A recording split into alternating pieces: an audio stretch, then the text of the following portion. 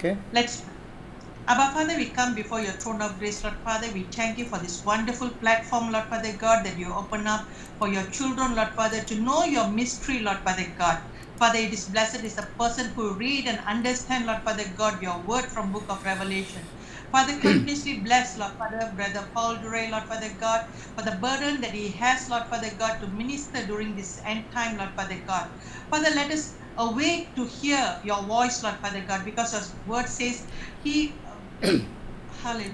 Ora Jesus, thank you. shalari baba rashana Thank you, rekaba Lord. shike.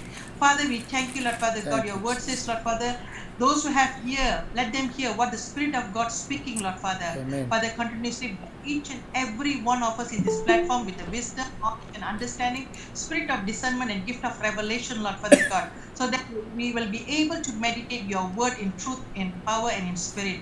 We thank you for this time. Thank you for this technology. May we hear this program without any interruption, Lord Father God. We commit this session unto you. In Jesus Christ's mighty name, with thanks I pray. Amen. Amen. Amen. Amen. Okay. Praise the Lord. Once again, I want to thank all of you all who are present today. Thank you for coming early, because I prefer you all to come early, because as we pray, there are 2 or 3 people coming, so I have to open my eye and invite them. So I don't have a platform to say automatic coming in unless I have all your emails with me. Okay, I didn't do that. So because I'm not sending any emails or any notes through the emails, I'm only giving you directly from our WhatsApp group. I hope you all are reading the WhatsApp group and keeping up to date all the matters. Okay, so praise the Lord. Before I go, I always want to say a few things before I start my class on the uh, book of Revelation chapter 2 and 3 about the 7 churches. All right, so just can we just turn to I mean, if you have your Bible with you, please turn to Revelation chapter 22, the last chapter of the Bible. Some very interesting thing that I want to share with you all.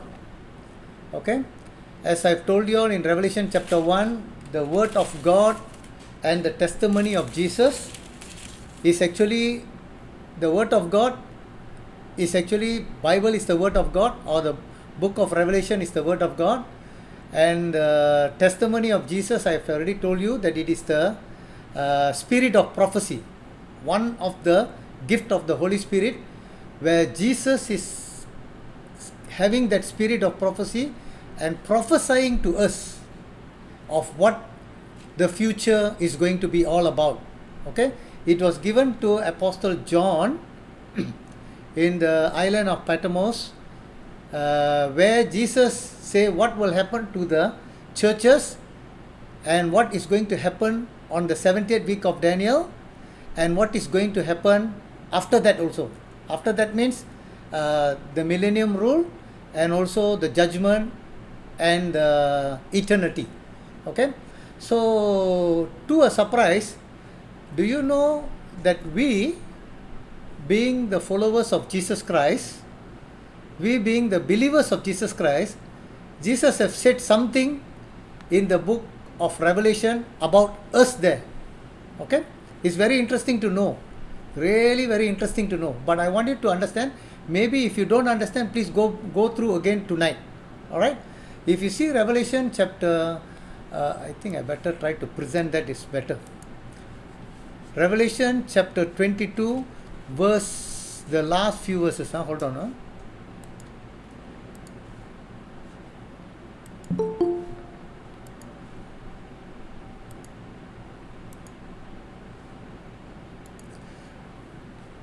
Okay, this is something very interesting.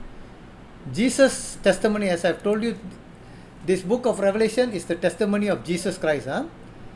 Okay.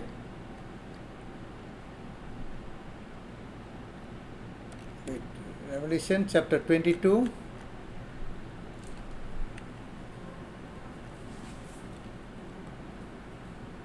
Okay, here. Jesus said, 16.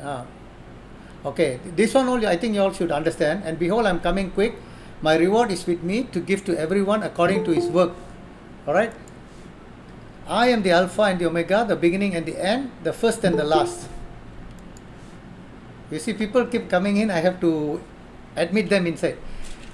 Okay, blessed are those who do his commandment, and that they might have the right of the tree of life, and may enter through the gates into the city. But outside are dogs and sorcerers and sexual immoral and murderers and idolaters and whoever loves and practices a lie. Okay, this is what I want to tell you. I, Jesus, have sent my angels to testify you these things in the churches. Meaning, Jesus is the one. This is the book of Revelation is actually a testimony of Jesus Christ. It is the testimony of Jesus Christ that he has sent his angels. Angels are messengers, messengers, to testify this thing to the, you see the word churches. Churches means including the church during the time, including all the churches throughout the ages, including you and me. Okay, it includes you and me. Okay, so everybody is there. What does it says? Okay, I am the root and the offspring of David, the bright and morning star. Jesus said, listen to this word. This is where you and I are speaking here. Jesus is telling, we are the one who are speaking here. And the Spirit. Spirit means the Holy Spirit. And the bride says, who is the bride? Who is the bride? The bride is actually those who rapture. Okay, those who rapture are the bride. You see, the Spirit and the bride is saying, come. You see, there's an invitation to everybody. You and I are the people who are supposed to invite others. We are given a task. We are the ambassador for Jesus Christ to make known about Jesus and his coming, the gospel and his coming, so that many will come. We are the one. You see, can you see? And the Spirit, Holy Spirit in us, and the bride. Bride is you and me. Say, come. And let him who hear say. If you and I are the one who have heard, we are also going to say to the other person, come. Can you see? Come. You see, this is very important because I want to tell you, Jesus knew ahead what is going to happen about you and me. We are supposed to say, come to all the people. And if we are the one who are hearing, we are supposed to say, come. And let him who thirsts come. Whoever desire, let him take the water of life freely. You just imagine and see who says this? The Spirit. Spirit here, capital S, is referring to the Holy Spirit. And the bride. You know who is the bride? Those who rapture. Those who rapture are the bride, and they are the one who are going to say, come, and let him. When we say to others, let him who hear say, come to another person, and let him who thirsts come. Whoever desire, let him take the water of life freely.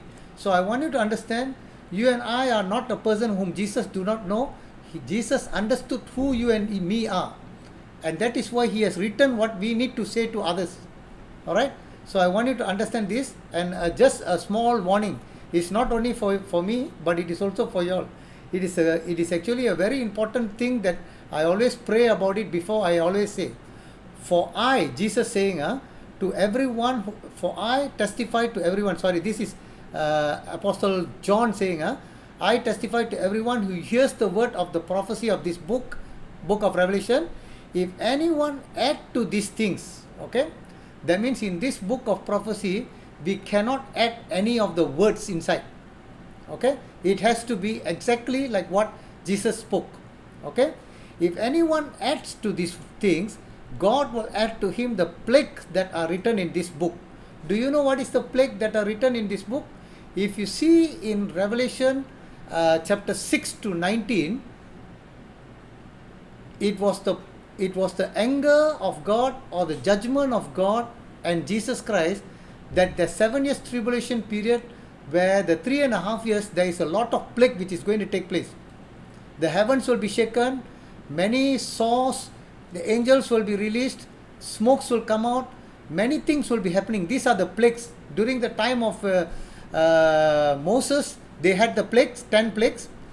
In the same way, God's judgment is going to come upon in the 7 years last 7 years tribulation period. The plague is going to come on the 3.5 years at the second half. So during the time, God say God will add to him, if anybody who add the words in the book of this Revelation, okay, that are written in this book. And if anyone takes away from the word of this book of prophecy, listen carefully. If I am teaching you now, if I take out something which I should inform you, which is very important for me to tell you, and if I take out that word, and God shall take away his part from the book of life. You know what is the book of life? Book of life is the place where people are admitted into heaven. Okay, when we are saved, our name is written in the book of life. Okay, and from the holy city is the heavenly Jerusalem. Okay, holy city is called heavenly Jerusalem, where only the bride of Jesus Christ will be staying in heavenly Jerusalem. Other people who are added to the church, they won't stay in heavenly Jerusalem, but they will stay in the new heaven and new earth, even if their name is written in the book of life. Okay, not everybody is going to stay in heavenly Jerusalem. It is the bride of Jesus Christ who is going to stay in heavenly Jerusalem. Okay, so God say will take his part from the book of life and from the holy city and from the things which are written in this book. Do you know what are the things that are written in this book? In the 7 churches that you and I are going to see today, you will see that Jesus promised to everybody who overcome, to the churches, to the whole 7 churches, whoever overcome, the overcomers, okay, he will give them the blessing. Not only a special blessing, it is like eating the tree of life, the fruit from the tree of life, eating the manna, giving new name and giving the name of the Father, the Son, and so many other blessing which is written in the book of prophecy. So please try to understand, this warning is a very important thing, that nobody can teach something which is taking out the word or adding word to the written book here. It is very important, not only for me. I also want to share this with you, because as you share with others, which God is expecting us to share with others, as I've told you earlier, the Spirit and the bride says, the Holy Spirit inside you and the bride says, come. Let him hear, let him who hears says, come. We are supposed to invite others to be the part of the bride of Jesus Christ and to come into the kingdom of God. Okay, this is very important. And again, the final word, Jesus said, he who testified to this thing says, surely I am coming quickly. Jesus himself again and again, repeatedly saying to us that he will definitely come and he will come quickly. And we are supposed to understand this word which is written in the book of prophecy, the testimony of Jesus, which is the word of God in our life, before we move on. Okay, praise God. And then I'm going to start today's lesson, which will be the 7 churches.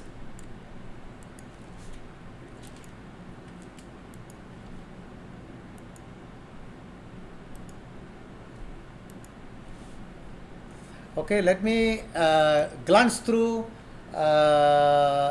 Tuesday class, what we learned so far. I'm sure most of you should understand that by the time now, you should be very well versed with the 70 week of Daniel and also Revelation, how it is related, prophecy sealed, prophecy revealed, and also the 7,000 years plan of God. What happened before the creation? What happened after the creation? Why did God created human? The reason why he created human was he want to keep the people to be his children. Okay, that is the biggest privilege. Okay, biggest privilege of human, and he knows that all human are going to be sinful, so he is expecting everybody from the beginning of Adam till the time of the millennium to repent and to believe in God or in Jesus Christ through the gospel, that you and I can live eternally with God. Okay, eternally with God as a children, and he will be our God, who will be Emmanuel, who lives together with us. Okay, all right. So that's the reason God has created human, and of course he's going to also create a new heaven and new earth, where he will dwell together with us. And further to that, I've already explained about the two phases of Jesus coming. After understanding chapter 1 and chapter 2, it is very easy to understand the two phases of coming. Meaning the first phase is Jesus comes for his bride, the church. And second, he is going and then when he takes the bride, there will be 7 years of tribulation period, which is the 70th week of Daniel. 70th week of Daniel, or Jesus call it the great tribulation period. Okay, so this tribulation period, at the end of the tribulation period, Jesus is going to come down with his saints and armies of heaven and judge the world and put the false prophet, antichrist and the wicked people into the lake of fire. All right, so that time many people will die, and then comes the time when Jesus will rule in this earth for 1,000 years, which is called a millennium age. Okay, and we will come and rule. That is where many of the prophecy given by Jesus to the Israelite, okay, that the land will be given to them permanently for them to live, which God promised to Abraham and David, and also to Jesus Christ, that he will rule, the government shall be upon his shoulder. Okay, and also to the creation. You see, now the creation is also groaning, waiting for Jesus coming. So upon Jesus coming, then the creation also will be set free from their problems, which is actually now it is the ground has been cursed in the beginning during the time of Adam and Eve. Okay, so all that will come to pass. And even the most important thing for you and for me to know, Jesus himself promises that he will allow us to sit together with him and to judge the nation. He promises that we will have the authority to judge the nation. So if we are the overcomers, as what is written in the book, in the 7 churches which we are going to go through, he promises to overcome us that we will sit with him and judge the nations. So when are we going to judge the nation? It is during the time of the millennium age. So all these things have to be fulfilled before this millennium. The old heaven and earth has to pass away, and the judgment of the great white throne, and after that comes the new heaven and new earth and eternity. All right. So that is why it is very important to see whether we can understand the 7 churches. Again, I want to let you know the 7 churches is very important for us, because we must know the judge and the priest. Jesus Christ, who is the glorified Christ, what is he saying is very important for us now. All right. So let me glance through what we spoke on Tuesday before I go on further on the 7 churches. All right. This is the thing, the message to the 7 churches. I've already told you. Before that was eternity. I hope you all can see the slide. Can see the slide? Yes. Praise the Lord. Okay. Maybe it might be small, but I hope later when I give you this slide, maybe today I might give you this slide if I can complete. If I cannot complete, then I'll give you later. This is eternity. So 2,000 years from Adam to Abraham, Abraham to Jesus' death, 4,000 years. Pastor Deepak, can you unmute your mic? Thank you. And then from the death of Jesus to the second coming, 4,000 to 6,000 years is 2,000 years. And then there's a 7 years of tribulation. Here is the rapture, the 11th hour. I've already told you about the parable there. There's a parable Jesus called, we are at the 11th hour, which is the last hour before he comes. Okay. So 7 years of tribulation period, or great tribulation, or 70th week of Daniel. Then Jesus come down to have a war with the Antichrist and the false prophet, which is called the Armageddon war, which is the glorious coming. Okay. These both events are called the second coming of Jesus Christ. Some people call this last event as the second coming, but I would prefer to call both the event as second coming, because Jesus once come down to the cloud, and the second one he comes down to the Mount of Olive. Okay, after that 1,000 years reign of Jesus Christ, where God is going to fulfill his covenants and promise, the Palestinian covenant, Davidic covenant, and the new covenant, the promise to Jesus, promise to the creation, and the promise to the church. Okay, this I would prefer you all to refer to the verses given. You will understand that better when you listen. I don't want to go very deep on that, because if I go very deep on that, I would not have 30 hours. I would have to take 60 hours. So this one I leave it to you, but it is very easy. And for those who have the book, they can understand, because the book I've written in detail about that. Okay, I put in the verse and written detail. Okay, the next one, I've already told you the four views of people who say about the book of Revelation. Some say it is pretextual, that is called it has happened before. Some say idealistic, it is almost same like pretextual, but all the symbol is actually a struggle between right and wrong, or good and evil, and between Christian and paganism. But this is basically, they are thinking that it is an event of past and also in future. Some say it is historical, which is from the beginning of the Pentecost to the day when Jesus comes. Okay, but the fourth one is futuristic. Futuristic means things which is going to happen after the church has been taken off. But actually, this fourth is actually more of a correct, but it has still some errors there. Okay, but I want you to understand, it is mostly correct that it is futuristic. Futuristic means what Jesus have told, or the testimony of Jesus, or the spirit of prophecy that he has spoken in the book of Revelation, is all about future. Okay, it's all about the future, but it is also including about the churches. As I've told you, churches in the future is also written there in the book of Revelation. Okay, which we are going to see about that. Okay, the next one I've already explained, Revelation chapter 1, things which must shortly take place, not necessary soon, but when Jesus comes, everything will happen quickly and suddenly. Okay, the word of God and the testimony of Jesus Christ, I've already told you.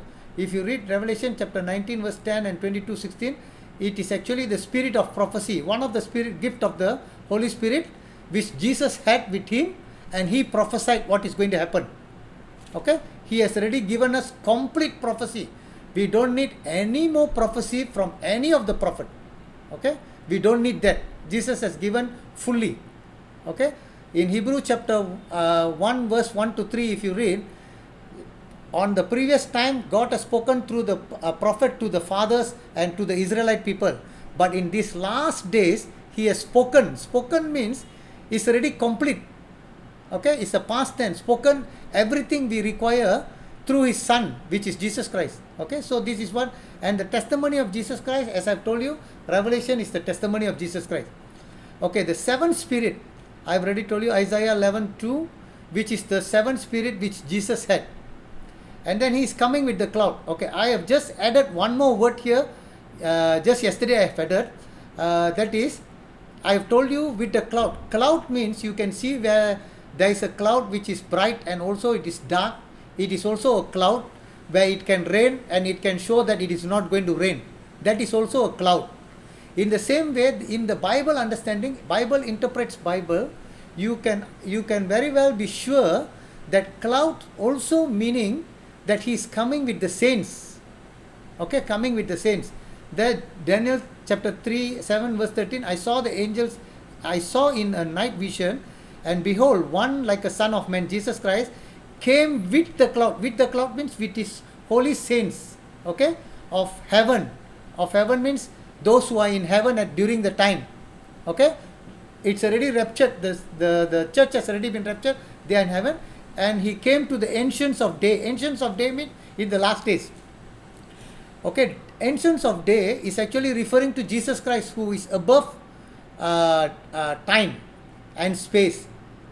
Okay, Jesus can go back to the time of Adam. Even now also he can go back. Jesus can go back even before the world was created, because he is God. Okay, he can also come to the time of Abraham. He can also come to the time when he was born. Jesus have no time. He's above the time. That's why I told you it's very difficult for us to understand how far is heaven. I've already explained that. Okay, so ancients of days, and they brought him before, and they brought him near before him. Okay, this is actually, I want to tell you, Son of Man came with the cloud. Okay. And Hebrew chapter 12 verse 1. If you remember, Hebrew chapter 11 is a place where all the Old Testament men of faith or great men of faith like Abraham, Moses, David, and so many prophets' names are written there. Okay. So these are great men of faith who have suffered and this one. So Hebrew chapter 12 verse 1 is talking about them, all how they suffered and waited for God's promise. So Hebrew chapter 12 says, I think it's better for me to bring it for you so that it will be easier for you to understand. Just a minute.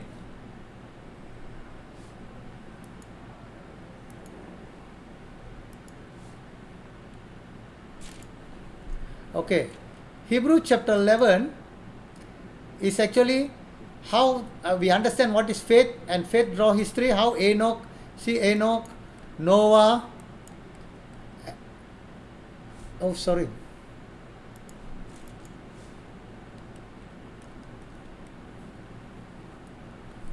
Okay, it's a list of people who are faith, faith and the dawn of history. How Abel, Enoch, Noah, Abraham, can you see? Abraham, Sarah, they all hoped and they all died, and they are the faithful people, okay, like faith of Moses and so on and so forth. There is a lot of people who had faith, and these people who had faith, all these things is summed up in the book of Hebrew chapter 12, which says, therefore we are also the people of faith, since we are surrounded by the so great a cloud of witness. Can you see that? So great a cloud of witness, meaning the cloud of witness is referring to the people of the Old Testament who had faith in God. Cloud of witness means the saint or the people who believed in God. A cloud of witness. That is what I wanted to stress to you, to let you understand. When Jesus will come with a cloud, meaning he's coming with the saint. Okay, that's what I want to ask you. So how we ought to live is the next thing which is written there. All right. So I want you to understand that the cloud which is referred to is actually referred to the saints. All right. So that is what I have written. Hebrew chapter 12, so great a cloud of witness. That means he's coming with the clouds, means he is going to come with the saints from heaven. Okay, the day of the Lord, I have already told you, it's a Sunday, it's not the Sabbath day. And then the next one, a loud voice and as of a trumpet saying, okay, the trump of God is actually the voice, God's voice. I do not know how many of you have go back and really read that. I hope you all have read that.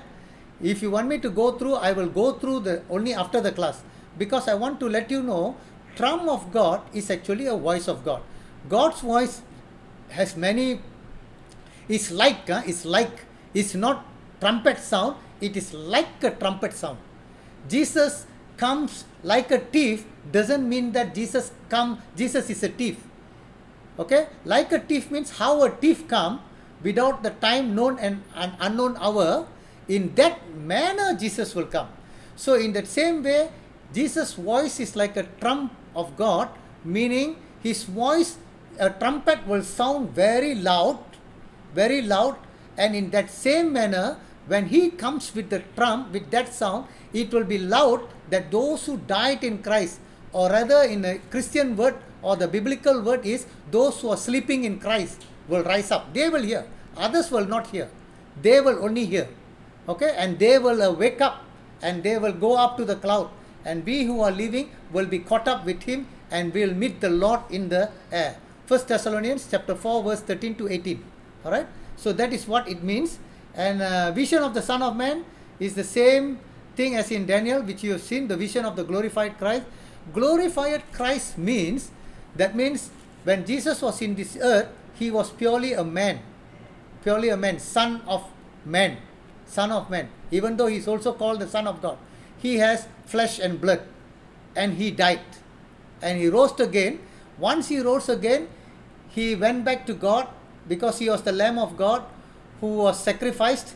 And when God approved, he came down back again and he lived for 40 days with the disciples during the time. He was seen by not only the 11 disciples but more than 500 of the people during the time. So they were the witnesses of Jesus Christ who went and shared the gospel that you and I are becoming believers now. Okay. So after that, on the 40th day, Jesus went up, and when he went up, he was at the right hand of the Father. He has completed his job in this earth, and he went back and he was in the right hand of the Father. That is where he is the glorified God, which you and I read in Revelation, that we see that he is the high priest. He still mediates for us. He is still a mediator. Even though he is in the right hand, he still mediates for us. Mediate means he was a mediator because he became a sacrifice between, he was a person who related man, human, towards God. He was a mediator. And even now when he go up to heaven, he is also mediating for us. In case we, being the children of God, if we make any mistake or if we fall down, we might also sin against God. That time we need to go back to God, and Jesus is still there pleading with God, saying that he has shed his blood for us too. So God will always forgive us as long as we are living in this world. But upon that, there is no other second choice. Okay. So if we sin, please go back again to God immediately. Don't try to struggle with your sin and try to wait for your time so that you will be strength enough to overcome your sin. No. Please go back to God immediately, whatever sin or whatever that we are doing, because it's very important. We do not know when He will come. So it's best to go back to Jesus, ask Him the forgiveness, and definitely when you ask Him forgiveness, God will definitely forgive us. That's what the Bible says. Okay? But be open, be truthful, tell about all our weaknesses, all our secret sin, all whatever we have done. You see? It's very important. It's very important to live a life which is blameless and spotless. Spotless means there shouldn't be any dirt. Okay, there shouldn't be any sin. Okay, that's what God is expecting us to live. All right, to be a godly and holy life. Okay, so in the same way, He is also the judge of the world. That is why His head and His hair was white like a wool. I've told you, every court now also, if you go to the court, the judge will put a white hair. You see, the reason is they are being the judge, as white as snow, and his eyes like a flaming fire. Judge doesn't have an eye like a flaming fire, but Jesus has, because he can see everything. Okay, so if he can see everything, please bear in mind that we cannot hide anything. Okay, bear in mind that we cannot hide anything, and please don't try to hide anything either. All right, be open to God. God is the only one who understands everything better than how we understand ourselves. All right. So, and then in His right hand, the 7 stars are angels of the 7 churches. Okay. The 7 golden lampstands which He was moving around are the 7 churches. That means God dwell in the midst of the churches. Where 2 or 3 are gathered in Jesus' name, Jesus is there in Matthew chapter 18 verse 20, as He says. Okay. So again, to the message of the message to the 7 churches, we are going to go a little bit. I don't know how many of you have remember what are the 7 churches. Anybody can remember the 7 churches without seeing this slide? Have you learned that? Can you just take a time and remember whether you can remember the 7 churches in sequence? I hope you should do.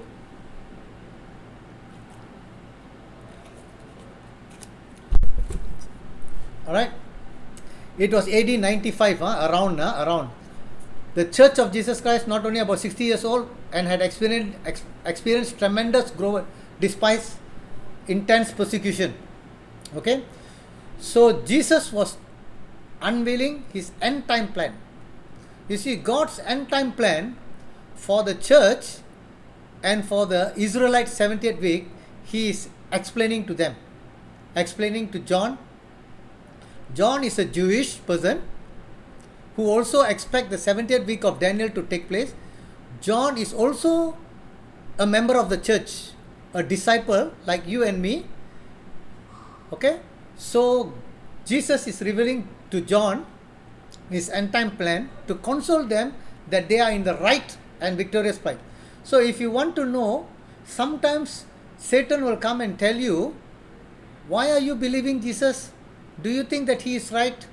Or he will bring about, because Satan is the greatest deceiver, he will always try to deceive you in bringing about the old sins that you have done. You see? So he will try to bring it to remembrance and saying that you are not a right person for Jesus. I want to tell you, Jesus is telling you that what you and I doing by believing Jesus Christ is right, and we are in the right path, in a victorious path, where one day we will live with God eternity. So don't lose hope.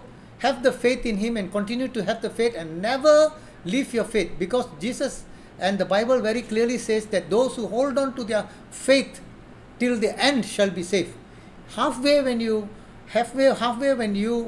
ignore or deny Jesus, you still can be, your name could be taken out from the book of life if we don't want, because God never forced anybody.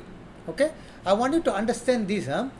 The day some people say, there is a teaching which says, once saved, forever safe. I do not know whether you have heard about that. You see, Jesus have died on the cross, that when he died for the whole world's sin. So those who believe in him, they will have eternal life, John 3:16. And after that, you become a child of God, you are a new creation, and your name will never be taken from the book of life. You'll confirm go to heaven. Nowhere the Bible says that. Nowhere. You know where the Bible says that. If you have that type of thought, I know some of you, many people have thought about grace teaching, and I will teach you about how this teaching came about. And even now also the teaching is very strong in Singapore and in US. Okay, so I want to tell you, once saved is never fully saved. When you and I believe Jesus Christ, let me explain to you this clearly. When you and I believe Jesus Christ, we are saved from our past sin. Okay, we are saved from all the sin that we are going to do. Yes, true. It's not that we are only saved from our past sin and we are not saved from our future sin. No, but our future sin is still if. You know what is if? If means if you confess. The Bible very clearly says in 1 John chapter 1 verse 9, if we confess our sin, then he is just to forgive us. If we don't confess, if we hide our sin, Proverbs says those who hide, their sins will not be forgiven. If our sins are not forgiven, we cannot go to heaven. Can you understand? So I want you to understand this. If somebody says that once saved, forever saved, it's a very dangerous teaching. If you want to understand about that further, I can give you 3 illustrations in the end of the class if I have time. But I want to complete this first, so that it will be easier for you to understand better about how far Jesus' blood is. Okay, how far Jesus' blood is. Then you will understand what the blood of Jesus can do. Jesus' blood can do 7 things, which I will explain later. Alright, so let me go on further. Jesus wants the believers to know exactly where they are. Actually, Jesus understands us. His purpose for us is that to make us strong and mighty. I mean, to make us understand that we are his people. Christ's purpose in sending this message to the 7 church to empower believers to overcome the enemy. Okay, to overcome the enemy. His purpose was to raise up his people in victory to make them strong and mighty conqueror. 7 churches, Ephesians, Smyrna, Pergamum, Thyatira, Sardis, Philadelphia, Laodicea. Alright, 7 churches. Okay, I have already told you this is the 7 churches, how it was given. The message applied to the 7 churches to which it was originally addressed, I have already explained. During the time when Jesus gave this message to John, there were 7 churches having the same problem which you are reading in the book of Revelation chapter 2 and 3. Okay, they were there in Asia Minor. Okay, They were there in Asia Minor, and they are the first original churches to which it was written to. Okay. Second one, the message can apply historically. I have already explained to that, from Ephesians to Laodicea, and we are historically as the apostate church, or the church which is lukewarm, neither hot nor cold. I will explain about that when I come there. Okay, this is historically, from the time apostolic, then it become a persecuted church, then it become a state church. State church means it becomes like a church which is doctrinally wrong, okay, and morally wrong, Theatra church. Then dead church, and then Philadelphia was a missionary church where Martin Luther, John Hart, Whitfield, Sadhu Sundar Singh, during the early stage of 19th century, 20th century, many people start to go out. That was the church when people were missionaries that time. Now you don't see missionaries, am I right? Because we are in the last part, which is called apostate church. Now do you see missionary going out? No, you won't see. You see, now we are apostate church. We can see very clearly in our church, people are neither cold nor hot. You want to understand what is that? Neither cold or hot is basically every church member, including you and me, we have one leg in our world and one leg in our church. We want to be spiritual, and we also want to be in the world, which Jesus don't like. Jesus is telling us he will vomit us out. He prefers us, either you go to the world directly and live in a worldly life, which is cold, or you come and live very hot for Jesus Christ, to be committing fully with him and do the work of the Lord, walking pleasingly with him, and also walking in the will of God. What God has kept for you, God is expecting you to do it. Okay, that's actually what we are in now. Many of the churches now are apostate. That is why in Laodicea church you will see that Jesus is standing outside, not inside. We will see that. Okay, the message can apply corporately to all the modern churches. Whichever church you are, from the beginning of the church till today, you can see your church where it is in the 7 churches. Alright? And then finally the message can be applied individually. That means if you are the member of the church, Jesus spoke to the 7 churches and said to every church, he who has an ear, let him hear what the Spirit said to the churches. ES, churches means ES. That means every church. If you and I are the member of the church, church is not a building. Church is the body of Jesus Christ. Body of Jesus Christ means those who believe Jesus Christ, who became who is the new creation, whose name is written in the book of life, and when they gather together, it's called church. Okay, it's called church. So to understand what is actually church about, I'm sure you know that church is the place where the Holy Spirit dwells, and when we gather, it is the church. Alright, so here we are going to see the summary of the 7 churches today. I know it is very small, but I hope you will get this slide soon. I don't know whether you can see that or not, but let me explain to you. If not, you just have it in your, you open to the book of Revelation chapter 2 and 3. Alright, so let me explain to you the summary of the 7 churches. I am not going to go through with this message to the 7 church. I am not going to go through original church. I am not going to go through message applied to the historical. I am not going to go through message applied to the corporate or all the churches, what happened to your church now. But I am going to talk more on the message applied to the individual.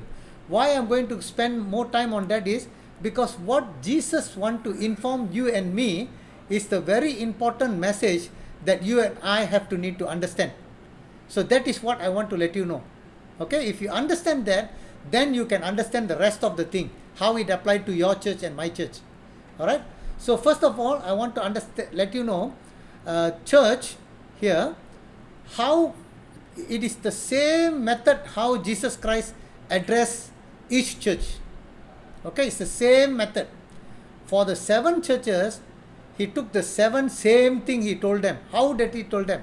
Number one, how he addressed Christ. When if you understand Revelation chapter 1, how Jesus looked, that is the same thing he told them how he looked in the how he addressed them.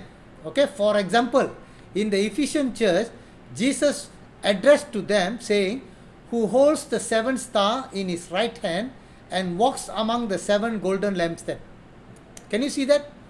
It was the first chapter, which is how John saw, which Jesus is addressing them with that. Jesus himself told, I hold the seven star and in his right hand and walks among the seven golden lampstands. Okay, first one, how Christ addressed. Second one, commentation means that means how he see the situation of the church. Each church has a situation. Maybe it is a good or a bad situation, but Jesus know every situation. Every situation means he knows their work. He knows what are the people going through. He knows what happened to the church members and where they are staying. Okay, that means I want to tell you, Jesus know, even in this 21st century that you and I are living, he knows what we are going to go through. What we are going through. Even in the midst of this COVID, even in the midst of our problem with our church, even in the midst of problem that we are enduring in our working life or schooling life or in our secular life, Jesus knows our problem. He knows where you live. He knows who your parents are. He knows everything. That's what the second thing. The third thing, he rebukes. Rebukes means what he doesn't like, what he is asking us to improve. Okay, this rebuke is actually a repentance. I would rather say, out of that 7 churches, 5 churches, Jesus told the church to repent. Okay, he told the 5 churches to repent. I want to explain to you what repentance means. Okay, Jesus is talking to the church and he's asking us to repent. You see, you and I can always turn around to Jesus and say, Jesus, in the beginning I repented and came here. I became a church member. I became a new creation. I became a member of the church after repentance. But you are telling me to repent again. Actually, I want you to understand, in the biblical terms, there are 2 repentance. First repentance is repentance from before believing Jesus Christ, from our old ways, taking a 180 degrees turn, meaning changing our mind of I don't want my will, but I want to do God's will. Or I don't want to follow my way, I want to follow God's way. Turning back to God is called repentance, which our sins are forgiven. The second repentance, which Jesus, upon that we become a church member, and here Jesus is telling us the second repentance is more of a repentance to holiness, repentance of overcoming. After becoming a new creation, we are a child of God. As we grow in our Christian life to maturity, sometimes we might fall. Sometimes there are things which God do not like us doing it. The way we speak, how we get anger or secret sin. So God is trying to tell us to repent from that. Okay, there are 5 types of repentance which we are going to look into, that which Jesus disliked or asking us to repent. And those who repent and overcome, God knows our problem. God knows everything. He knows our secret. But He's expecting us to overcome that. Okay, I will explain what is overcomers also. I know many people have different thought in 1 John chapter 5, where it is written about overcomers. I will explain about that also. So I want to let you know, these overcomers are overcomers of their own repentance, which Jesus is asking us to repent. There are some which you and I have the same problem. I had that problem, but I try to overcome. You see, and it is only the Holy Spirit or God's Spirit can help us to overcome into living a holy and a victorious life. Okay, God is expecting us, those who are righteous, to be more righteous, those who are holy to be more holy. He doesn't expect us to be just holy there and full stop, or righteous there to be full stop. He is expecting every believer, you and me, to grow in Christ. Okay, so that is why this repentance is repentance of holiness. All right. So upon repenting, then those who overcome, they are given certain blessings. Okay. So exhortation means is something to say he is happy about and he is expecting. Sometimes Jesus is happy that certain things we are doing, and he is expecting us to move on further. Okay, so this is his exhortation, and then the promise to overcome us. And finally, of course, you and I know that Jesus say, he who has ear, let him hear what the Spirit says to the churches. I want you to understand this verse. For the 7 chapters, this word is written. The meaning of he who has ears, let him hear. Everybody got ear. I got a ear, you got a ear. But the Bible verse says, he who has an ear, meaning this, let him hear. The second ear is actually referring to let him understand. Okay, the meaning is understand. So many people have ear, but they don't understand. Can you understand? So let him understand what the Spirit says to the churches.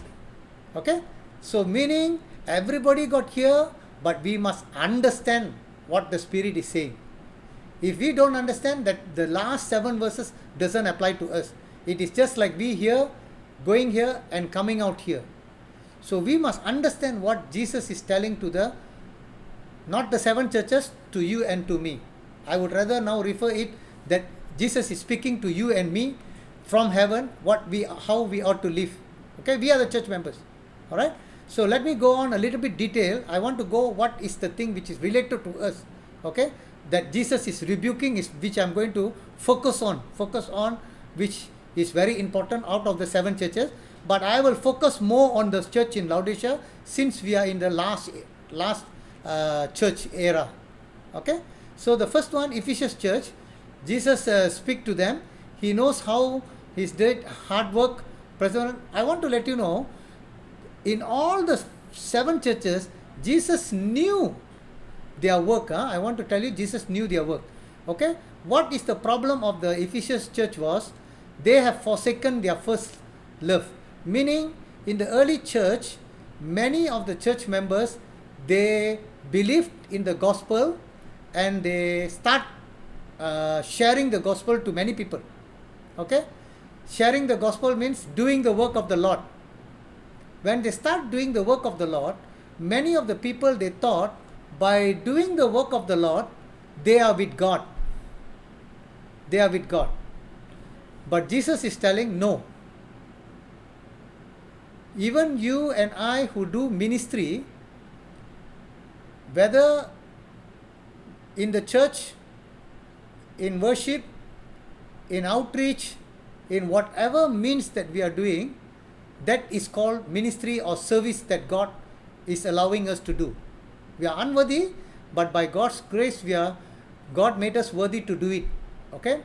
But the most important thing God is expecting us, you and me, is sitting at the feet of the Lord Jesus Christ in prayer and in personal. In personal. It is called personal relationship with Jesus Christ. When we believe Jesus Christ, He was our personal Savior. Personal Savior. Personal Savior means we have made a decision that we are willing to die for Him.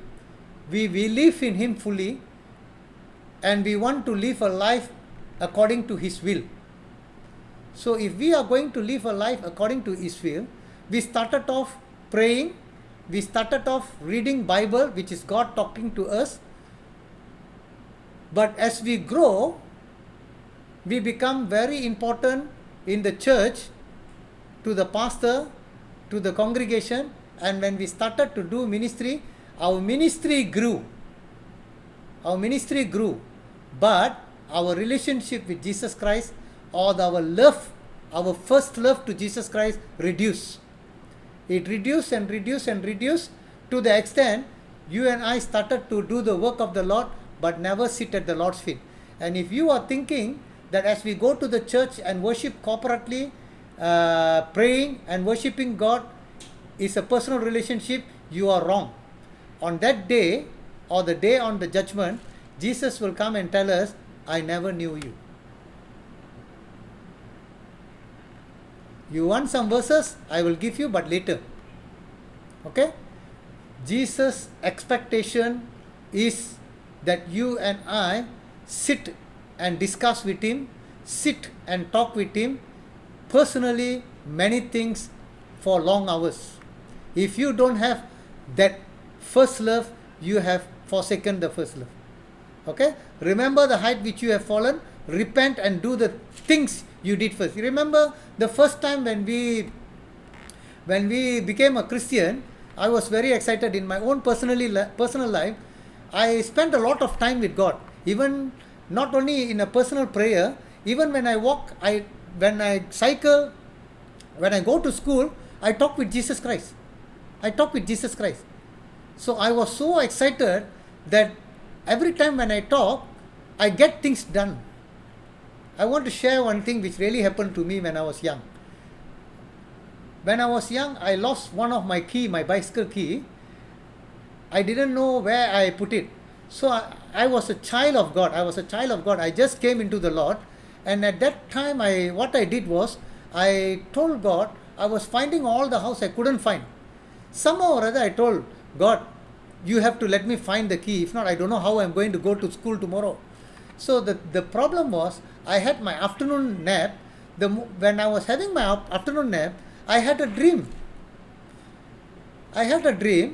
That where I'm going to keep the key, that same place I kept the key, and that was the dream I had, And immediately I woke up, I went to the same place, I had my key there. It was that much that God loved me, and that much I related to God in talking with God, that He showed me where the key was. So I get even more excited and my faith started to grow. But it was time when I was about a young age, youth time, I involved in too much of ministry. Sunday school, maybe 2 or 3, going to church with youth meeting and so many meetings, I forgot the first love. I thought doing the ministry of God is being with Jesus Christ. It is not. It is not.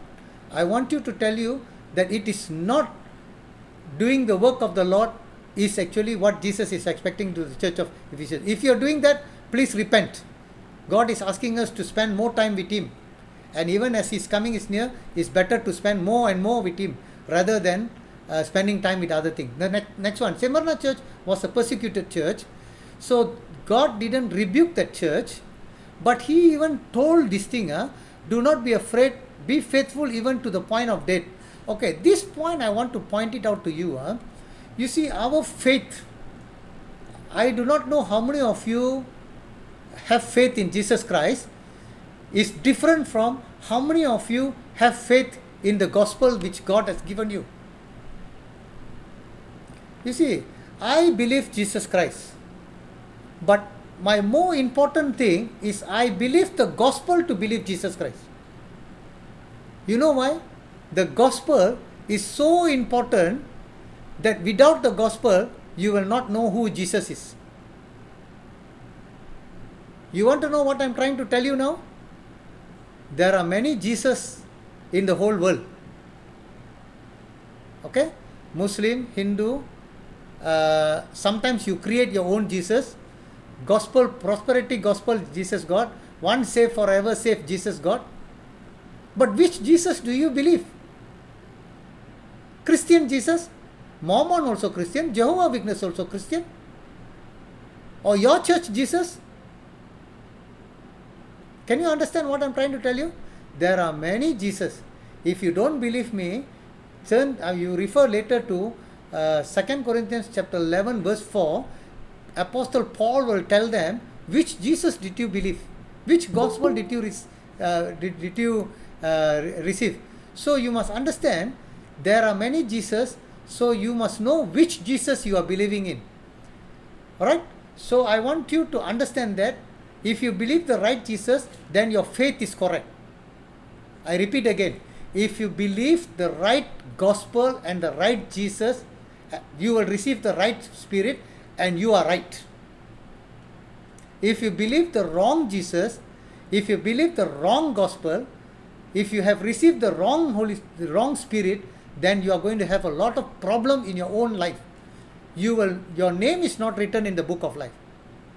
Okay? So I want you to understand it according to the Bible, not according to the preaching. We might receive message from according to the preaching, true. When people share the gospel, you believe. Now the Bible is in your hand. You and I are supposed to be led by the Holy Spirit, who will guide us and lead us and teach us the word of God according to what the Bible says. The Bible is written for us, not written for the world. It's written for us. So once we understand that, then you and I are in the right path. If you don't read the Bible, then we are having problem. That's the thing I'm trying to tell you. Okay? So Smyrna church, he said, don't be afraid, be faithful even to the point of death. Okay? So God will give you a crown of life, which we will receive it for those who run the race and finish the race. Okay? Apostle Paul says that. Pergamum church. Okay? The people hold to the teaching of the Balaam and Nicolaitans. Okay, this is a wrong doctrine. Okay? I don't want, if you want to know about Balaam and Nicolaitans, Balaam is in Numbers chapter 22. Nicolaitans is actually in the book of Apostles, where you can see their teaching. I don't want to go very deep into the teaching, but I want to tell you, if your belief and my belief is having a wrong teaching, let it be any church. Let it be any church. Okay? Mormons, Jehovah's Witness, Independent Church, Grace teaching, Prosperity teaching, and so many other teachings that people have. I can tell you a lot of teaching which is wrong in many churches. Okay? But I'm not going to point out the churches, but I want to tell you, we need to follow according to the Bible. Okay? If any teachings are wrong, I want to tell you, if you turn to 2 John chapter 2, you can see that if a teaching is wrong, you will lose your reward. Okay, you will lose your reward, and you can also lose your name, or your name can go out of the book of life if you are in the wrong doctrine. For example, like let's say Jehovah's Witness. You see, Jehovah's Witness does not believe in Trinity, that Jesus is God. Okay? Jesus didn't come in flesh. The Bible is very clear that Jesus came in flesh. Okay?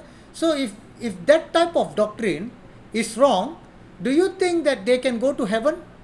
Because their faith, the Jesus that they believe is wrong. The gospel that they receive is wrong. The spirit that they have is wrong.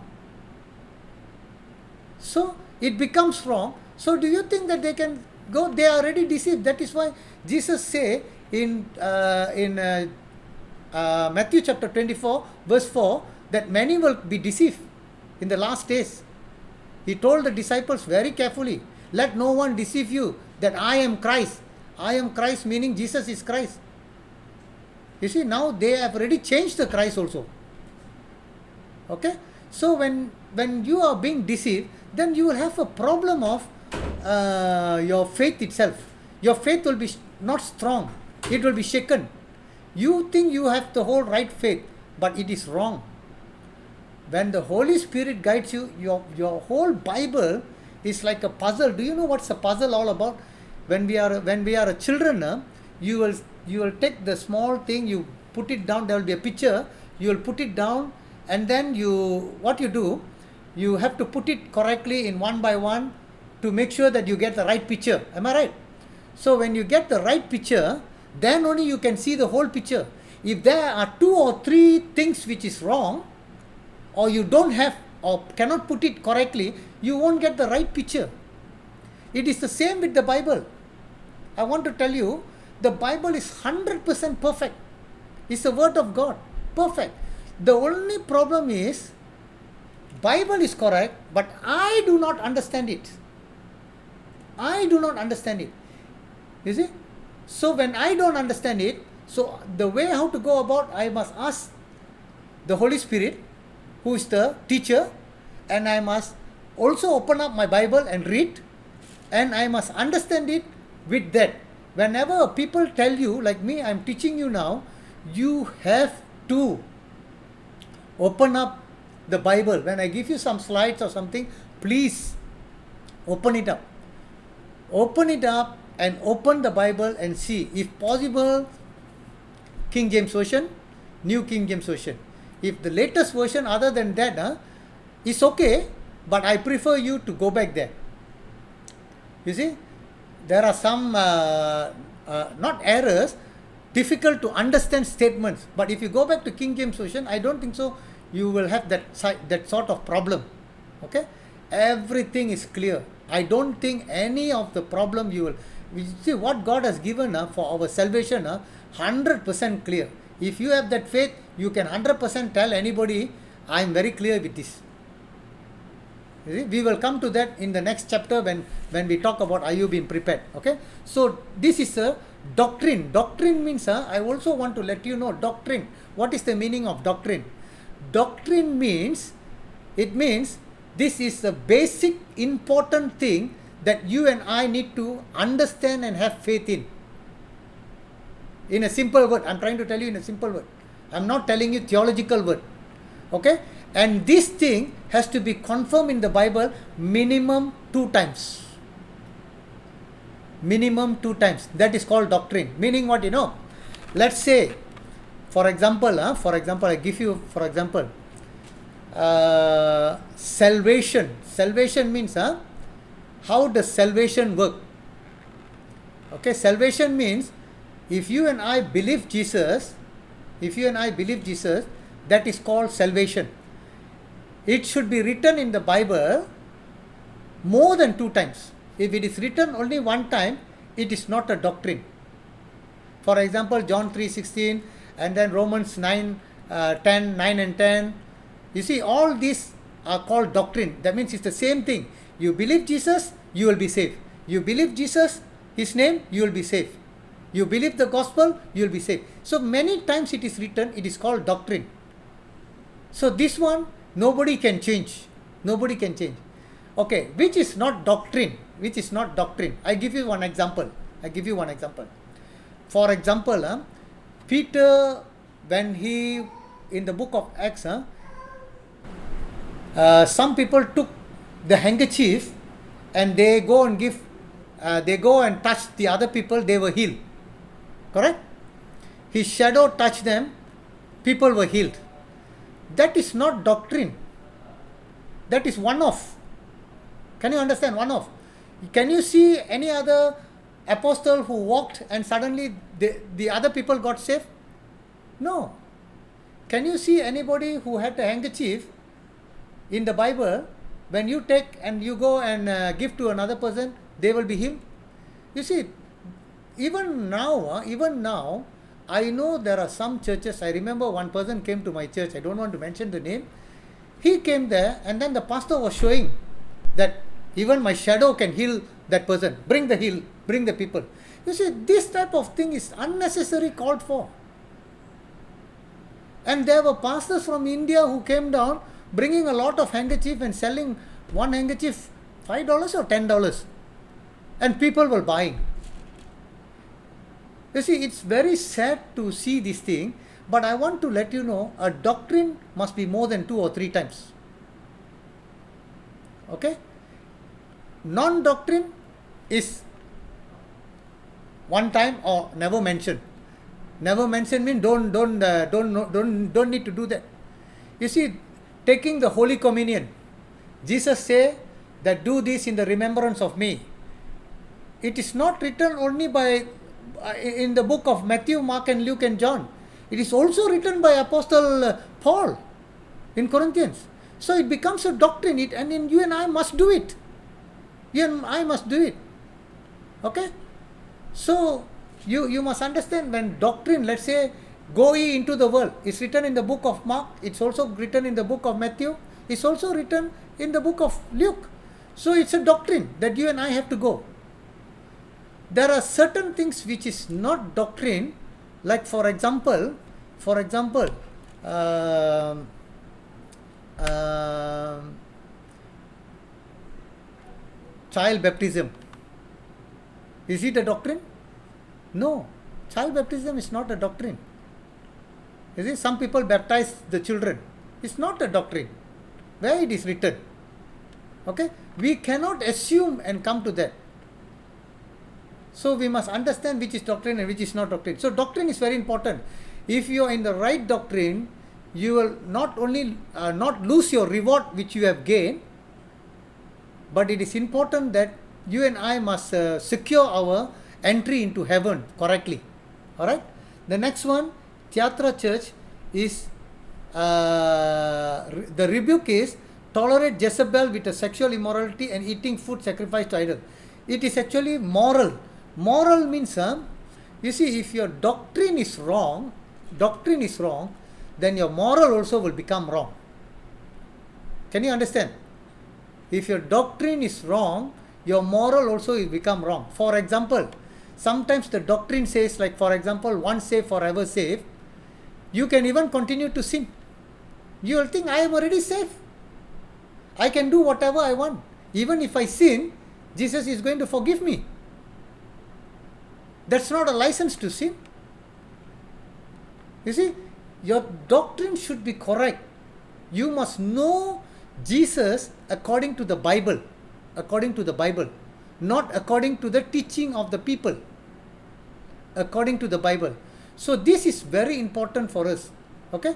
So the next one is, whatever we are doing, I want to repeat again, whatever we are doing in our deeds, in our character, in our way of life, it is important for us that it must please God.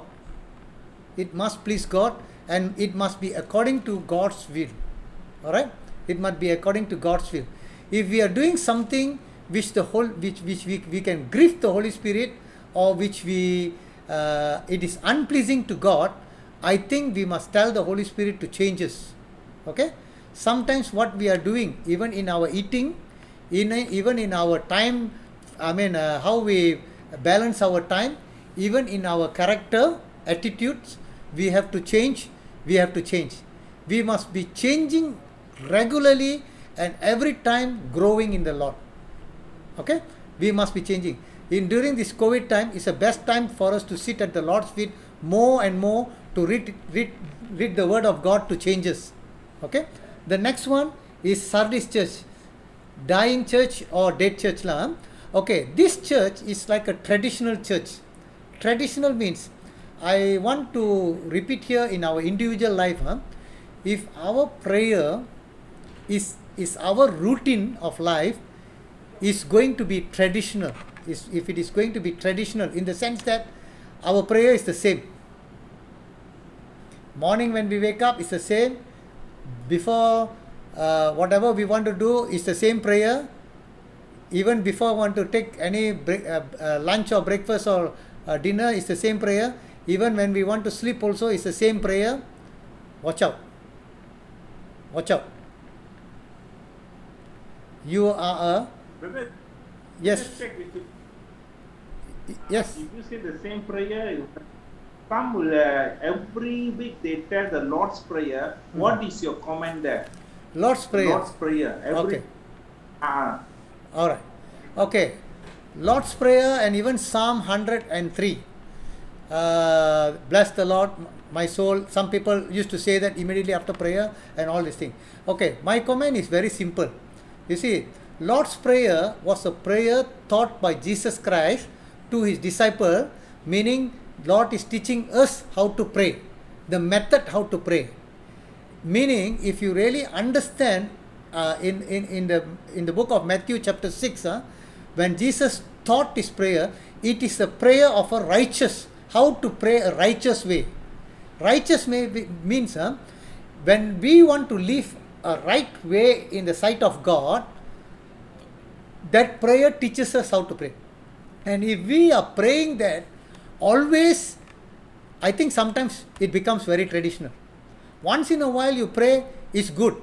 I'm not saying wrong or right, but it is good. But if you are continuously praying for the sake of being a traditional man, then you have to check your life. It goes same with the Psalm 103 or any Psalm 23 which you say. You see, if you are saying that so that you want to maintain your faith, is okay, no problem. Okay? But don't make it as a tradition that it overrules you, saying without saying that something wrong has happened in your life. Can you understand? Do you find guilty when you didn't say that? If you find guilty by not saying that, then you have gone into traditional already.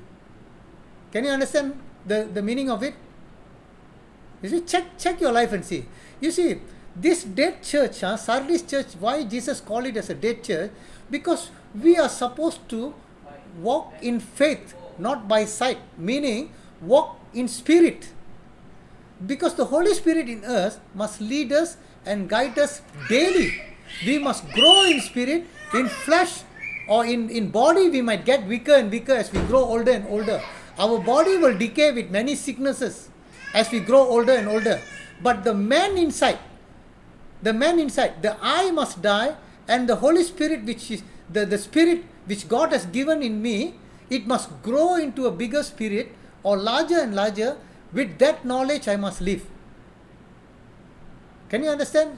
That is what Habakkuk says always, not by might, not by the spirit, and not by might, not by power, but by the Spirit, says the Lord. Zechariah, sorry. So we have to live by the Spirit. So how to live by the Spirit? So every time when you read the Bible, the Holy Spirit must teach you new things. Every time when you pray according to what you have read. Don't just say your old prayer. What you have read, you must come. You see, every time when I start my class, this time I'm whatever I do new, what God teach me, I want to tell first before I start my class. I do not know. Previously I didn't do that. But I like to share what God has taught to me so that it will be benefiting for the people. You see? So Sardis church is a dead church. Okay? So I don't want you all to be in a very traditional way. Means you have a format, you have a this one. You ask the Holy Spirit to lead you. You ask the Holy Spirit to lead you. You see, I want to tell you, some of the church, I feel very sad. You see, if they don't follow the format, I think that day the church members will be fighting and having big argument in the church. You know, it's a very sad thing.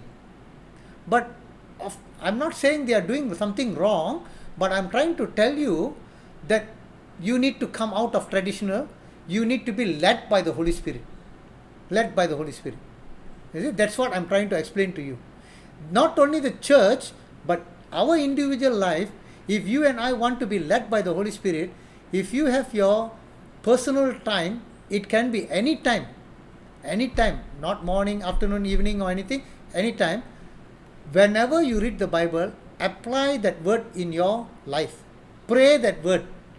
Ask that word to change you. Ask that word of God to change you and me. And share that word to others so that it will be a blessing for many people and also a blessing for you yourself and your family. So that is the thing you and I need to do. Alright? So the next one is the Philadelphia church. Philadelphia church doesn't have any rebuke. But Jesus told, hold on to what you have and I will keep you from the hour of trial that is coming on the world. This is the tribulation period. That means if we keep up with the word of God, as word of God, the Bible, then God will keep us out of the tribulation period. Meaning we will rapture as the church. We will rapture as his bride of Jesus Christ. Alright? The last church is a very important church. I need to spend more time on this. I want to let you know, Laodicea church, Jesus, the Amen and the faithful, the true witness and the ruler of God's creation, doesn't have any good work in anybody. Okay? I want to let you know, God knows every good work that the other churches have. Sometimes he commend them that your work is good. Sometimes he commend them that your work is bad. You see, sometimes whenever we do good or we do bad, it's good that Jesus or the word of God rebuke us or tell us what is good and what is bad. Alright? But in these last days, meaning you and me now, do you know what Jesus is trying to tell us? Jesus is telling us, you don't have any work. If you and I don't have any work, that is not salvation. Salvation is by grace and it is free through faith. But work is for reward. Work is for reward. Jesus said, save up treasure in heaven. Okay? It is for reward. So if you and I want to save up treasure in heaven, we need to do good work. We need to do the will of the Lord so that we will be rewarded. Okay? We will be rewarded. So now Jesus is telling the last days church, now he is telling, we don't have a good work, we don't have a bad work. Meaning we don't have any work at all. Maybe I think he's referring to us during this COVID time, I think. We are all sitting down and doing nothing.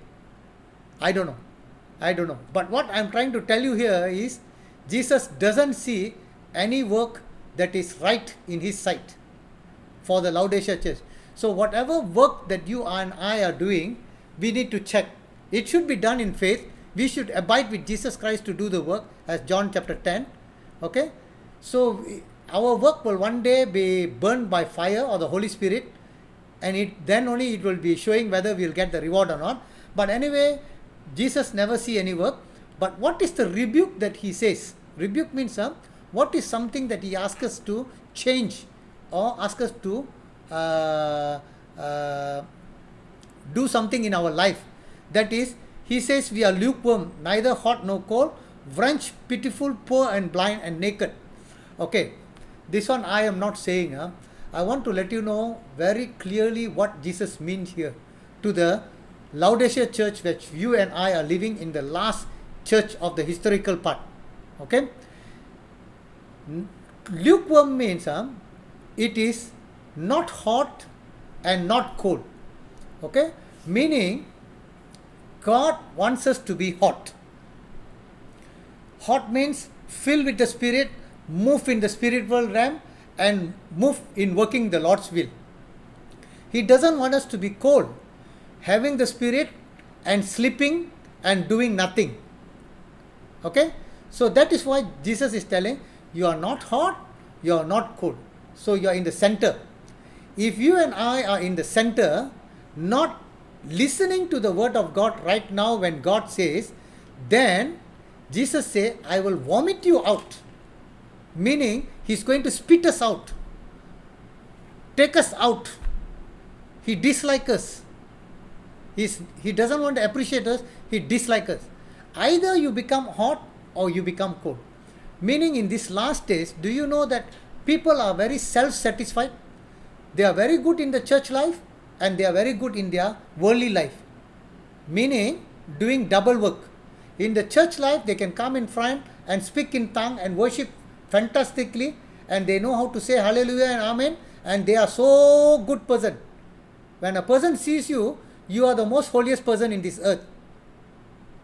But in the same way, when you go to your working life, your family life, your school life, they are the most terrible people in the whole world. That is what Jesus is telling. So you and I need to check our life. If you and I are doing some terrible work, which is wicked, which is iniquities, which is transgression. Wicked means doing something, dirty things, talking behind, gossiping, which transgression means breaking God's law, telling a lie, not honoring the parents, and stealing, committing adultery. If that is the kind of life in the world that you and I are having, and this is the kind of life in the spiritual life that you and I are being so holy, this is the life that nowadays people are having in this world. This is the life that you and I are living. That is what Jesus is speaking. So Jesus is telling this Laodicea church that you are wretched, pitiful, poor, blind and naked. Meaning, you see, to the Laodicea church, which is a very rich church, they are the one who have a lot of wool. I mean the ships which produce cotton. Okay, from their wool they produce cotton and they sell a lot of clothes. So they wear very nicely, they are very decent and they look very nice. Don't you think it applies to our church now? Everybody who comes to the church, they are all think they are okay, rich. They are very well clothed. Okay, they think they are rich. You see, I don't think so in the church nowadays anybody is poor. But Jesus said that these Laodicea people, they were rich people. Okay, the next one, Laodicea church, they have eye ointment or eye salver, which is actually eye ointment. They have specialists of doctors, eye doctors in Laodicea church. So they can treat the eye so well. Everybody throughout the other world, they come to Laodicea to get their treatment. So they think they can see very well. They can see very well. Do you know in the church nowadays, if you go and preach to the church, do you know what they say? They know everything.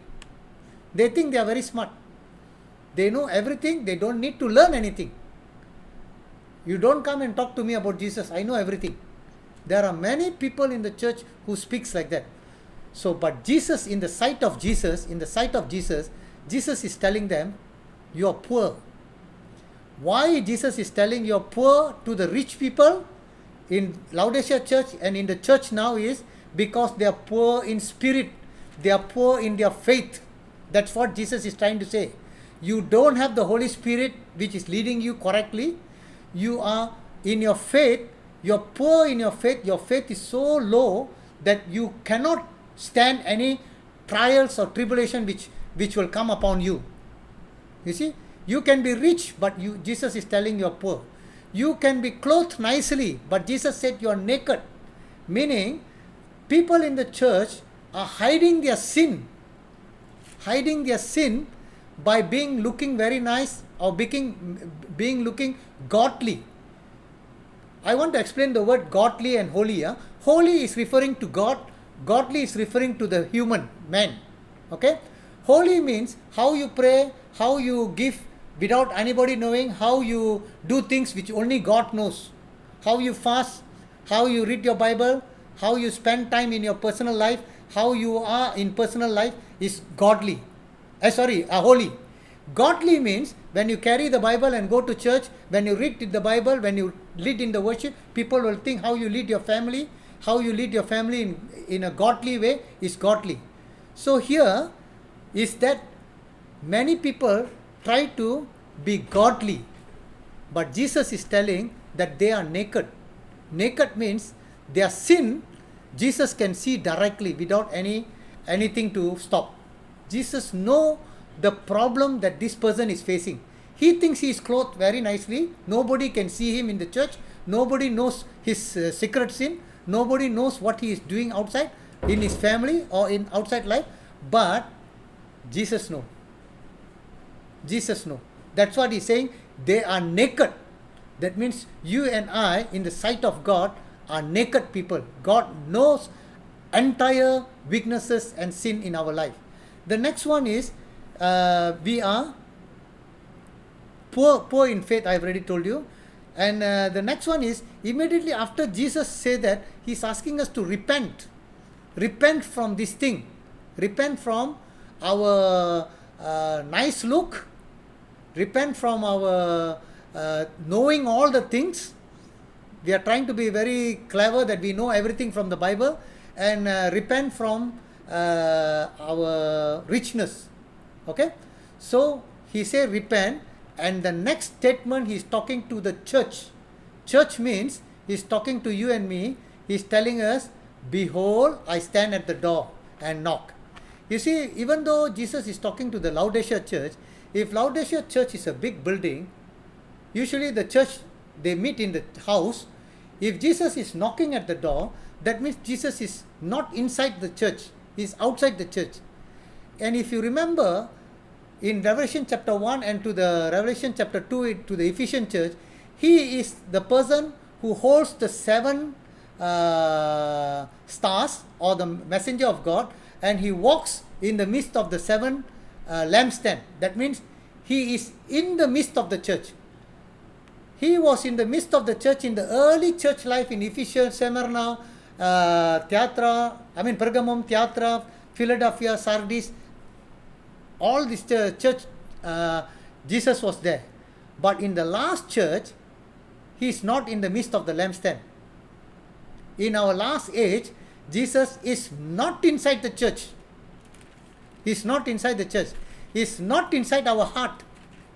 He's not inside our heart because Jesus likes to dwell in our heart. You see, when Jesus wants to dwell in our heart, so now he's referring, Jesus is telling, behold, I stand at the heart and knock.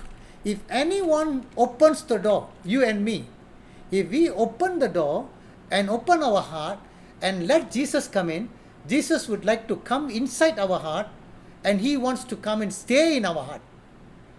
He doesn't want to go out, He said he will eat with us and we with him, meaning we can have fellowship with him. I want to remind you again, Jesus means the Word of God. Jesus means the Word of God. If that Word of God can come into our heart and dwell inside in our heart, it will clean our heart. It will clean our heart. When our heart is clean, all our mind, our eyes, and our words will all be correct. He needs to clean us. He needs to clean us. And again, I want to repeat you, our heart is like a house. Our heart is like a house. Meaning, in a house, there are many rooms. When we open the door, it is a living room. There might be a master bedroom. There might be other rooms. There might be bathrooms. There might be storerooms and many rooms.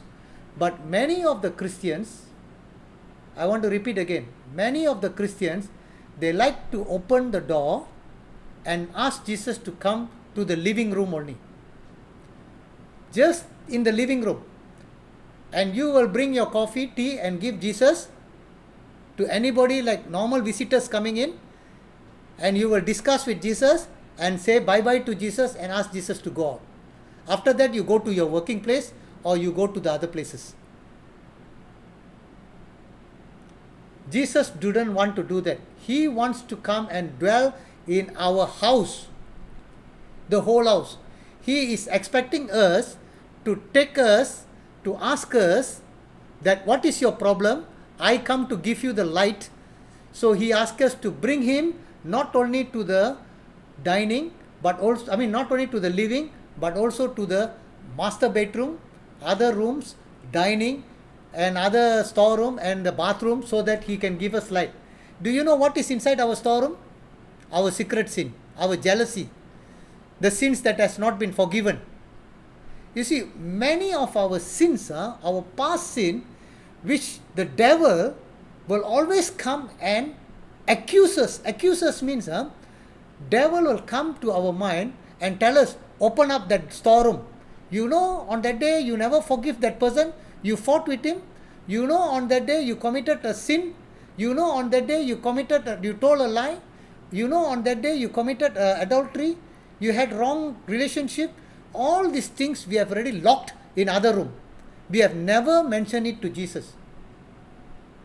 So Jesus is expecting us to come inside there, and he wants to come in each and every room so that he can forgive of all our jealousy, unforgiven sin, adultery, every other sins that we have done, so that he will give light to the entire house.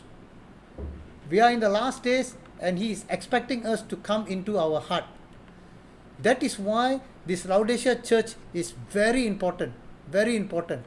If those who overcome, that means those who are willing to open the door of our heart and every rooms in our heart, then Jesus say he gives the right to sit with Christ on his throne. Not only that, we will also be given the authority over the nations and the morning star to those who have the right doctrine, as I've told, right character. You remember the character I told you? Morally, if our character is right, we not only given the authority over the nation, but sit with Christ on his throne. You see, we should be overcomers. So I want to encourage all of you today, if we have any problem, sit down in your private prayer, tell the Lord, tell the Holy Spirit, tell the Father, Lord, please check me, come into me and check. And Jesus, please come into my heart and go entirely to every room. Bring over all the past thing, so that we must be like Apostle Paul in Philippians chapter 3. forgetting the past and moving on, pressing on to the front to reach the goal, to reach heaven. You see, don't let the past, which the Satan, the accuser, will always bring up in our mind. Don't let him do that. You see, Paul was a persecutor, a murderer of Christian. Do you know how hard will for him to forget that, being an apostle now? But he knew the problem which is in his heart. He knew how Satan will attack him there. But he forget all the past. He knew that's a sin. He knew that Jesus can forgive, because Jesus' blood can forgive everything. God is forgiving the sin and throwing it, that he will never bring it to remembrance anymore. But of course, we in our life, we must follow what Paul has written in the Philippians chapter 3. Forgetting our past, that means everything we must bring. Make it zero. When you make it zero, then you can see in your life a changed life, how the Spirit will lead you, how we have to grow in Christ more and more in these last days as we wait for Jesus coming. So this is basically the summary of the seventh church, but I only spoke on what is related to us. But there are many questions I know you will have, like for example, Nicolaitan teaching, Balaam teaching, secret of Satan, synagogue, false apostle, and so on and so forth, which we can go on, but I don't want to spend much time on that. If you have, talk to me a different day, okay? Or maybe at the end of the class, I can keep another second class just for those who are interested in that. Okay, let me go on further so that we'll try to cover this if possible today. I don't think so I can cover this, but next class I will cover this one. Okay, will the church go through the Great Tribulation? I will go on to the next class if possible, because there is still a lot of what is rapture, doctrine of rapture, okay, believing about rapture is particularly important, how to believe, and then the 9 important reasons why we need to know and believe rapture, and what is the various views about rapture, and these are various views, and scripture evidence about pre-tribulation rapture, okay, scripture evidence, I will explain about that. Still a lot more to go. This is about the church. Anyway, what I'm going to do is, to make it fast, I will give you this slide. I will give to everybody this slide in our group. Take this, read it. The next class I will go through on this, not on this summary of the 7 churches, but after this thing I will go through the next class. All right. So I don't want to give on further. But if you have any question on the message to the 7 churches, I would like to take the questions here so that we will be able to go on further on the next class. I don't know whether you can digest a lot of things like that or not. I can continue, but it will be problem for you all to understand further the thing. So I hope you understand what I'm trying to say. What Jesus is trying to tell us is the first love. Be careful. All right, first love. I want to let you know how we first committed ourselves. We need to give time, sit at the Lord's feet. If not, Jesus will tell us that I never knew you. Okay. The next one is that don't be afraid. As I've told you, even to the point of death, even people are going to kill, don't deny your faith. All right. The third one, your doctrine. Doctrine means, I have already told you, your faith in the gospel, the faith in Jesus and the right Holy Spirit, you must get it correct. I will teach you about that in the chapter 5 and chapter 6, about how to get prepared and are you being deceived.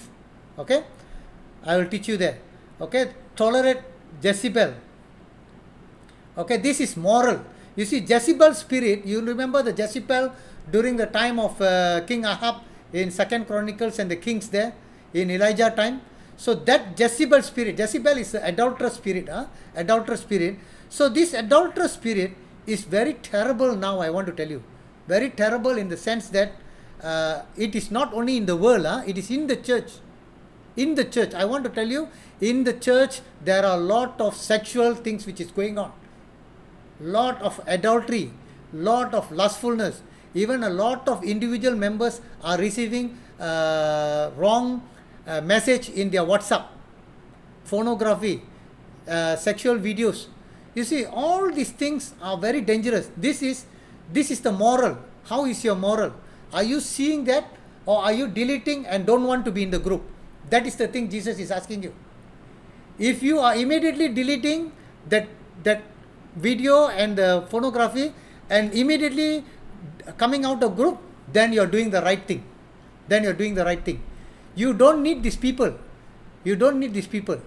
I want to tell you, you and I need to safeguard our eyes and also our mouth and our ears. We need to be very careful in that matter. All right. So the other one is dying church. Don't be traditional. Let the Holy Spirit lead you. You see, as you read your Bible, as you pray and worship God, the next moment your prayer will be different. Because the Holy Spirit will teach you how to pray.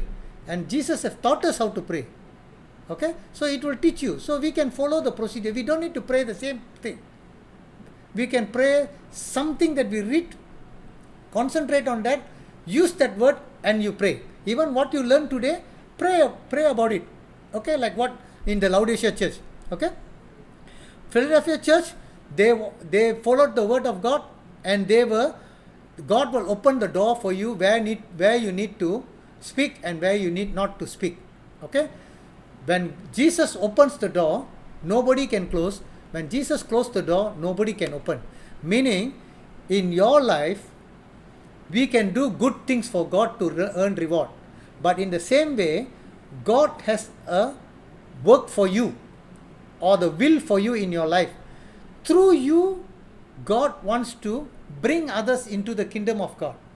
But if you, who God opens the door, and you don't want to share the gospel to them, or don't want to share something about God to them, then you are being the hindrance. You are stopping the will of God. Only those who do the will of God will be able to enter the kingdom of God. You know, Matthew 7:23. So we need to know the will of God. We need to know what God's will for us. You see, I want to explain this. In this gifting matter, you must know what is your gift. If you don't understand what is your gift, then you have a problem. I want to let you know, I have a different session for gifting. You can find out what is your gift. Okay? I can teach you about all the gift that is available in the Bible, and then there will be a questionnaire, 120 questions. You need to answer the questions, and after you answer, I will explain to you what is God's gift for you and how you need to grow spiritually in your gift. That is a different session entirely. Okay? That session I have done many times to many people, and they were encouraged, and I am following that. What God has given me, that is the only thing I do. You see? Only thing which God has given me, that will of God alone only I will do. I don't want to get involved in other things. Other things means you don't need to be famous. You don't need to be popular, or you don't need to do great things for God. God knows what you and I can do, and what He has given you, that alone only you do. That will be pleasing to God. But if that also we are not doing, then we are actually not walking pleasingly unto God. So that also you need to understand. This gifting is very, very important according to the Bible. I will show you, you do the test, you will know that. So that is very important. I think some of you might know that if I have taken that program with you all. Alright? So that is a different part.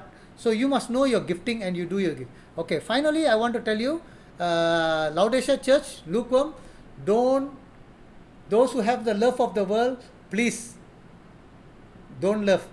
If you love the world, God's love is not in you. If you love the world, God's love is not in you. It is written in the book of John, 1 John. Okay? So you must understand. I also want to speak to you about those overcomers. You see, Jesus said, those who overcome, He will give you all these things. You can go and read it back. that is something special in heaven. But I want to tell you, many preachers, what they say about overcomers. This is something which I have to tell you. Do you know who is the overcomers? How many of you know who is the overcomers? Don't know, Pastor. Yes, I'm going to tell you that. Please don't be surprised. It will be different from the thing which people speak. Because I have heard every people telling the same thing, but I am not convinced with that. Okay, here Jesus, as I have told you, sorry, First John.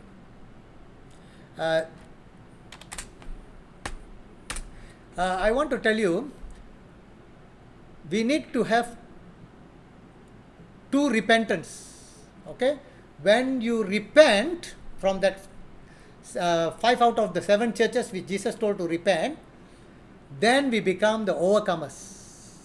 Okay, what Jesus told, that you have forsaken the first love. Jesus say you need to repent. Then if I go back and spend time with Jesus separately on my own, individually, personally, then I become an overcomer. Then Jesus promised that He will give us to eat the tree of life which is in paradise. Okay, these overcomers is not the same as this Bible overcomers here. I want to tell you this.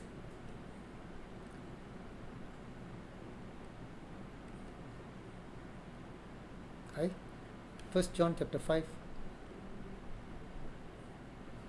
Yes, here. Okay, let me read this. Whoever believes that Jesus Christ is born of God, and everyone who loves who begot also loves him who is begotten of him. By this we know that we love the children of God, when we love God and keep His commandment. For this is the love of God, that we keep His commandments, and His commandments are not burdensome. For whoever is born of God overcomes the world. Can you understand? For whoever is born of God overcomes the world. Understand? And this is the victory that has overcome the world, our faith. Who is he? Who is he who overcomes the world? But he who has believed that Jesus is the Son of God. Okay. Every time, whenever the 7 churches which Jesus spoke to about overcomers, many of them refer to this verse and say, you and I are the overcomer of the world. Can you understand? But I believe it is wrong. It is wrong. Why? When you and I are being born of God, we are overcomers of the world. Meaning Jesus say in John chapter 16 verse 33, John chapter 16 verse 33, listen carefully. These things I have spoken to you, that in me you may have peace. In the world you will have tribulation, but be of good cheer. I have overcome the world. Okay? Meaning, Jesus has overcome the world. He said, don't worry, you believe me, you also will overcome the world. Can you understand? You also will overcome the world. So meaning every Christian who is born again will overcome the world. I want to explain this in a practical way. I was all the while doing a lot of sin, lying, seeing wrong things, committing a lot of wrong things. Okay? When I believe Jesus Christ, God gave His Holy Spirit in me to overcome the world. That means I don't need to do back the old things. Now I can control, because the Holy Spirit which dwell inside me, even before I speak a lie, the Holy Spirit will tell me, no, you are God's child, you cannot speak a lie. So I become an overcomer. Because I believe Jesus, God gives Him His Spirit, Jesus dwell in my heart, the word of God comes into my heart, so I become an overcomer in the world. That means I can stop doing all my sins which I have committed earlier. After being born again, I can, it's a process of being holiness. Okay, process of being holiness. Can you understand? So, process of being holiness. As the Holy Spirit leads us, then we become the overcomer of the past sin or overcomer of the world. This is what 1 John says, for the love of God that giving us the Holy Spirit, that we keep His commandments, all the commandments that Jesus has written, Jesus' word in our heart, and His commandments are not burdensome. His commandment to follow is definitely not difficult. If the Holy Spirit in us, leading us and guiding us, it's easy to follow His commandment. You see, easy to follow His commandment. Okay? For whoever is born of God, that means has accepted Jesus Christ, the Holy Spirit come into him, overcomes the world. We will be able to overcome the world. Whatever the world have, we can overcome. Whatever the world's problem, whatever the world's tribulation, whatever the world's Satan's temptation, whatever the world's trials, we can overcome. We can overcome, meaning we can be victorious over the sin. We will not fall into sin. We will be growing in our faith. Okay? And then overcome the world, our faith. Can you understand our faith? Who is he who overcomes the world? But he who believes that Jesus. So you and I believe we can overcome the world. But I want to tell you, in the book of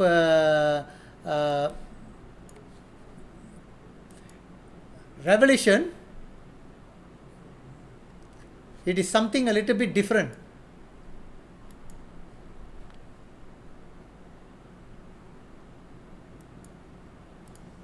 In the book of Revelation,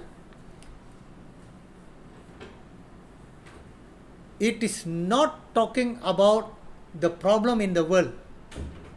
Can you understand? It's not talking about how you need to overcome the lie, how you need to overcome a sinful nature or transgress the law. It's not about the law or the commandment. It is about your personal relationship of Jesus Christ. Can you see? First love. You need to overcome. Those who overcome the first love, they are actually going to eat the tree of life. Those who overcome have the correct teaching. How do you get the correct teaching? Your relationship with the Holy Spirit and reading the Bible. Okay? You are given the hidden manna. Hidden manna means, manna is referring to food, angel's food. Hidden manna means the secret of God. Can you understand the secret of God? And a white stone and a new name written. You will see a lot of new things from the Bible. You will see secrets. Okay? And tolerate Jezebel. This is the moral compromise. That means you are still living in a sinful nature. Means because you are living in a sinful nature, you can. If you are not a holy person, how are you going to lead another person? So Jesus said, I will give you authority over nations, meaning we need to overcome the world and we need to overcome our moral life, our life. We should not only be the salt of the earth and the light of the world, but we must go above that. I'm trying to tell you, above that. Can you understand? It will be difficult. It's more spiritual thing. I want to tell you, if we are more than that, then only you are given. If a person who is struggling in the sin, who don't have proper finance, how can he lead a church? That is the world. But here Jesus is telling us, your moral is so important. Your moral is so important. Our lifestyle is so important. That is why the last church, he said, he wants to stay in our heart and change all our moral life. Okay, dying church, traditional. We need to follow spiritual things. You see, then only you become an overcomer. Then you will be dressed in white. You see, and your name will never be erased in the book of life. Don't die. Don't die spiritually. Grow spiritually. Don't be stagnant spiritually. Stagnant means you are retarded spiritually. Okay? So this is not something to do with believing Jesus. It is something to, personally, Jesus is asking us to change our life, to repent into holiness or to become overcomers, so that we will have a lot of authorities and the promise God has given to us to be the bride of Jesus Christ. Can you understand? It's very important for us. So lukewarm, you need to overcome. This is our problem nowadays, but we need to take a decision. You want to stay in the world or you want to stay in the church? Take a decision. Take a decision. If you think you want to stay in God's path, take a decision of going to God's way, forgetting about the world. That's what, I'm not saying forgetting about the world, you don't go to work. No, I'm not saying that. You need to go to work, but there are times when in the working place, when you have trials and tribulation, you need to be standing up for Christ. That's what Jesus meant. In your family life, your relationship with husband and wife, your relationship with parents and children, is it you get angry so fast? Then you need to change. You need to change. You need to love them. God has forgiven us so much so, how come we cannot forgive so many people? Even our loved ones, even our children, our husband and wife. Just because we love them, it doesn't mean that we cannot forgive them. We are supposed to forgive them 70 times 7.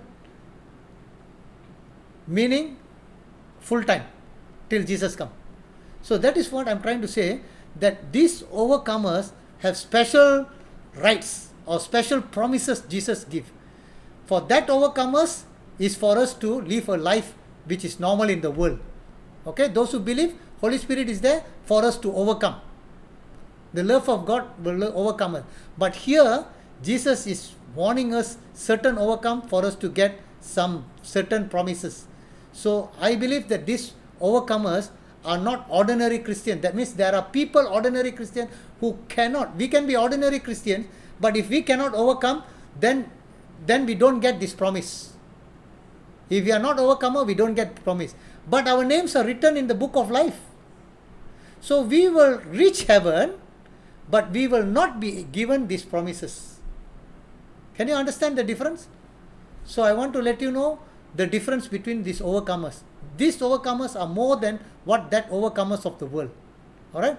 Right. So now 9:25. So I will end here, and I will see you all on Tuesday.